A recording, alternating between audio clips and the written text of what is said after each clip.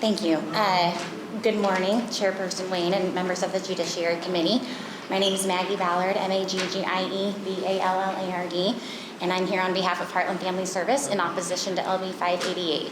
I appreciate the opportunity to testify today, as I have done several times since researching this topic beginning in 2014. Our stance at Heartland remains that unless medicinal cannabis goes through the FDA process like it has for something like Epidiolex, it's not good for our clients, and we are therefore in opposition of this bill.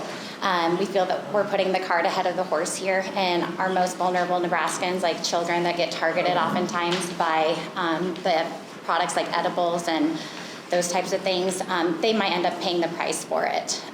We do want to recognize, however, that if our opposition and the opposition of some of the other people here today was to not pan out, if it was ignored and Nebraska was to implement a medicinal cannabis program, we believe Senator Wishart has done a thorough job of including many components that would make it function with fewer opportunities for abuse than some of the other medicinal marijuana bills in the past and medicinal marijuana programs in other states.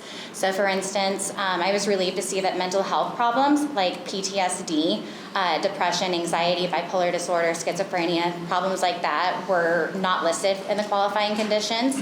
I was relieved to see that a healthcare practitioner must conduct an evaluation of the patient and collect the patient's relevant clinical history, particularly around schizophrenia.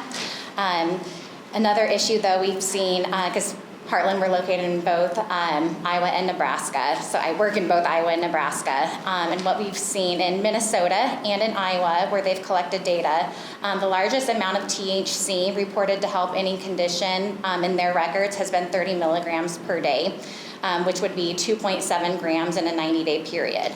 And this bill doesn't specify a limit on milligrams of THC per day. It just says the allowable amount of cannabis means up to 2,000 milligrams per product, but not a limit on like how many 200 milligram products a person can have.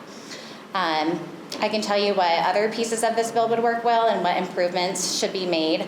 But the fact remains that despite some of the testimony here today, federal medical, major medical associations and a lot of medical experts around the country are in opposition to medical cannabis because it has not been proven to be effective more than a placebo. So that's not to say people don't get relief from their symptoms, but it hasn't been proven against a placebo.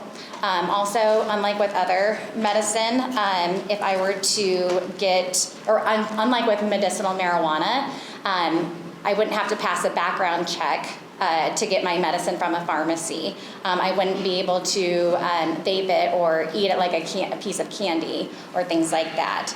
Oh, and I see my light has turned off.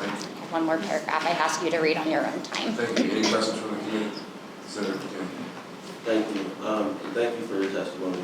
Has Heartland Family Services, either in the state of Nebraska or Iowa, supported or worked with other senators to ban alcohol?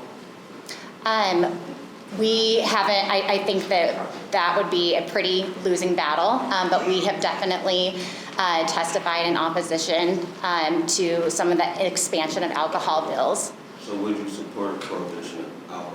I personally, as unpopular as that would be, absolutely.